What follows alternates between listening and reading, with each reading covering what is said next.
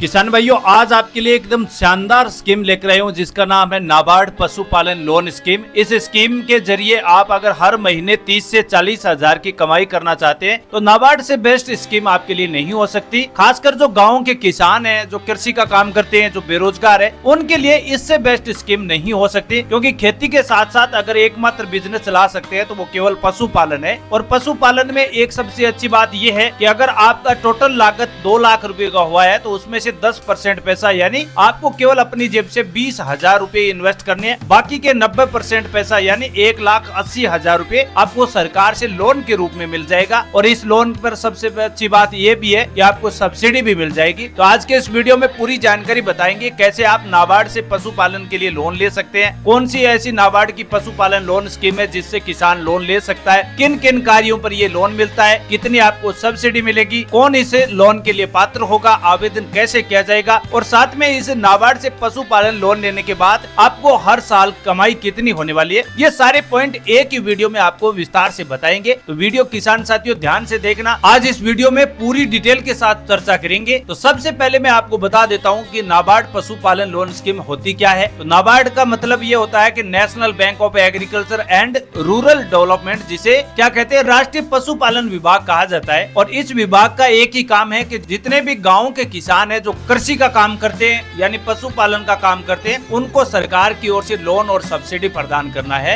अब आप इतना जरूर जानते हैं कि जो गाँव के किसान हैं उनके पास खेती के अलावा कोई रोजगार नहीं है। ऐसे में आप नाबार्ड से लोन लेकर आप अपना नया बिजनेस की शुरुआत कर सकते हैं। चलिए जानते हैं नाबार्ड से लोन लेकर आप किन किन कार्यों में ये लोन का पैसा काम में ले सकते हैं। तो सबसे पहला काम आता है गाय भैंस यानी डेयरी पालन के लिए आप लोन ले सकते हैं। चाहे आप 1 गाय से शुरुआत करें या 10 गाय से शुरुआत करें, डेयरी पालन का बिजनेस शुरू करना है तो आप नाबार्ड से पशुपालन का लोन ले सकते हैं। दूसरा, आप बकरी पालन व्यवसाय के लिए लोन ले सकते हैं, यानी गोट फार्मिंग के लिए भी सरकार लोन दे रही है और ये लोन नाबार्ड की संस्था से ही दिया जाता है। तीसरा, आप मुर्गी पालन के लिए लोन ले सकते हैं। अब आप अगर बॉयलर मुर्गिया फार्म खोलना चाहते हैं तो वो भी कर सकते हैं। अगर आप मुर्गी का अंडा बेचकर भी मार्केट में बेचना चाहते हैं तो भी आप ये लोन ले सकते हैं। चौथा, आप सुअर पालन के लिए लोन ले सकते हैं, यानी सुअर पालन के बिजनेस में भी आप अच्छी तरह जानते हैं कितना ट्रेंड है और इसमें मुनाफा भी काफी ज्यादा है। और पांचवा है दूध प्रोसेसिंग यूनिट के लिए भी आप लोन ले सकते हैं। दूध प्रोसेसिंग यूनिट का मतलब हुआ कि अगर आप डेयरी का चिलिंग प्लांट खोलना चाहते हैं तो भी आप इस नाबार्ड की संस्था से ये लोन ले सकते हैं। चलिए जानते हैं इस नाबार्ड लोन स्कीम के तहत आपको कितना लोन की राशि आपको मिल सकती है। लोन की राशि वैसे तो ये तय करता है कि आप कौन सा बिजनेस शुरू कर रहे हैं, यानी अगर आप बकरी पालन का बिजनेस शुरू कर रहे हैं तो भी आप लोन ले सकते हैं और कितने रुपए का मिलेगा वो भी मैं आपको बताऊंगा। तो लोन वैसे तो 50,000 से 25 लाख रुपए के बीच का लोन मिलता है, लेकिन ये तय करता है कि आप कौन से पशुओं पर और कितने पशुओं पर लोन लेना चाहते हैं। मानकर चलिए अगर आप 10 पशुओं की एक यूनिट बनाना चाहते हैं तो एवरेज आपको 3 लाख से 7 लाख रुपए के बीच का लोन मिल सकता है। और अगर आप बड़े स्तर का डेयरी का चिलिंग प्लांट खोलना चाहते हैं तो फिर आप 25 लाख रुपए तक का लोन भी लेना संभव कर सकते हैं। ये 2 तरीके के लोन मिलते हैं। और चलिए दोस्तों, अब जानते हैं नाबार्ड से जो सब्सिडी मिलने वाली है वो किस प्रकार मिलने वाली है। तो नाबार्ड की कैपिटल सब्सिडी के तहत अगर आप कोई SC ST और महिला के नाम पर या फिर गरीबी रेखा से नीचे जीवन यापन करने वाले BPL परिवार से अप्लाई किया जाता है तो सब्सिडी आपको 33% मिलती है। और अगर आप सामान्य कैटेगरी के हैं तो फिर आपको सब्सिडी 25% दी जाती है। अधिकतम सब्सिडी का क्राइटेरिया बताया गया यहाँ 6 लाख रुपए, यानी जो लोन आपको 25 लाख रुपए का मिला है उसमें से 6 लाख रुपए की आपको सब्सिडी मिल जाती है। और अगर आप 10 लाख रुपए का लोन लेते हैं तो फिर आपको लोन की राशि 2.5 लाख रुपए मिलती है। 10 लाख रुपए लोन के पीछे आपको 2.5 लाख रुपए की सब्सिडी मिल जाती है। चलिए ये जानते हैं कि इस लोन की पात्रता क्या रहने वाली है, क्या ये लोन सभी को मिलेगा या कुछ पात्रता बनाई गई है। तो पात्रता में ये बताया गया है कि अगर आवेदक भारत देश का मूल निवासी होना जरूरी है, आवेदक की आयु 18 साल से 65 साल के बीच होनी चाहिए और आधार कार्ड बैंक अकाउंट आपस में लिंक होना चाहिए और किसान के पास होना जरूरी है। और अगला पॉइंट है पशुपालन का एक अनुभव और इच्छुक किसान का एक सर्टिफिकेट होना जरूरी है,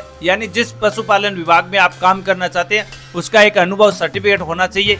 आपके पास जो पशु है उसका एक हेल्थ सर्टिफिकेट भी होना जरूरी है। और लास्ट पॉइंट है जिस किसान को पशुपालन का विभाग का अपना लोन लेना है तो उसके पास एक जमीन का प्रोजेक्ट बना हुआ होना चाहिए और किसान के पास जमीन खुद की है या किराए पर है उसका एक एग्रीमेंट होना जरूरी है, तो आप इस लोन के लिए पात्र माने जाएंगे। और किसान साथियों, अब जानते हैं इस नाबार्ड पशुपालन लोन के लिए आवश्यक दस्तावेज कौन कौन से होंगे। तो डॉक्यूमेंट तो वैसे तो सभी डॉक्यूमेंट एक जैसे ही माने जाते हैं, कोई भी लोन स्कीम का फायदा ले, लेकिन कुछ डॉक्यूमेंटों में चेंजिंग हो जाती है। लेकिन फिर भी डिटेल से बताएं तो Aadhaar card, PAN card, bank passbook की कॉपी, मूल निवास प्रमाण पत्र, जाति प्रमाण पत्र, प्रोजेक्ट रिपोर्ट, भूमि का प्रमाण पत्र, पासपोर्ट साइज फोटो और पशुपालन संबंधित प्रशिक्षण का एक सर्टिफिकेट होना जरूरी है। ये अगर आपके पास 8-9 डॉक्यूमेंट होंगे तो आप इस लोन के लिए पात्र समझे जाएंगे। चलिए अब जानते हैं इस नाबार्ड पशुपालन लोन के लिए अप्लाई कैसे किया जाता है। तो अप्लाई करने के लिए आपको नजदीकी ब्रांच शाखा जाना होता है, चाहे आपका SBI बैंक हो, ग्रामीण बैंक हो, कोऑपरेटिव बैंक हो, किसी भी बैंक में अकाउंट है उस बैंक में आपको जाना होता है। जो भी कोऑपरेटिव बैंक है या ग्रामीण बैंक है या SBI बैंक है, वहाँ जाकर आपको पहले बैंक से संपर्क करना होगा।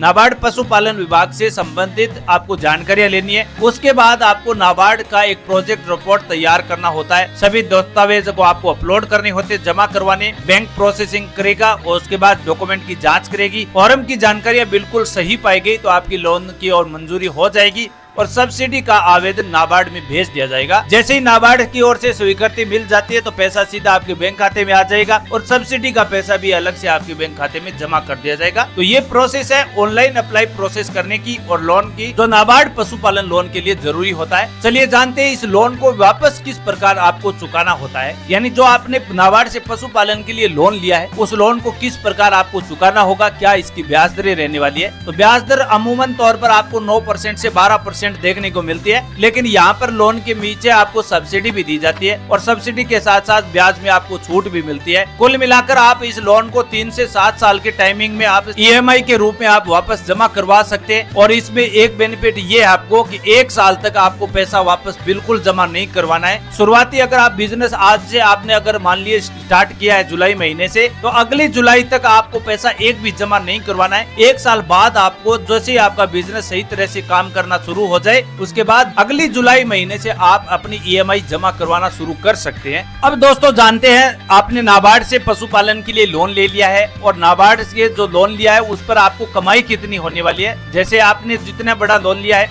उसके माध्यम से या तो आपने डेयरी फार्मिंग खोला है या फिर बकरी पालन खोला है या सुअर पालन खोला है, तो उसके पीछे आपको कमाई कितनी होने वाली है। मैं आपको एक उदाहरण के तौर पर बताता हूँ।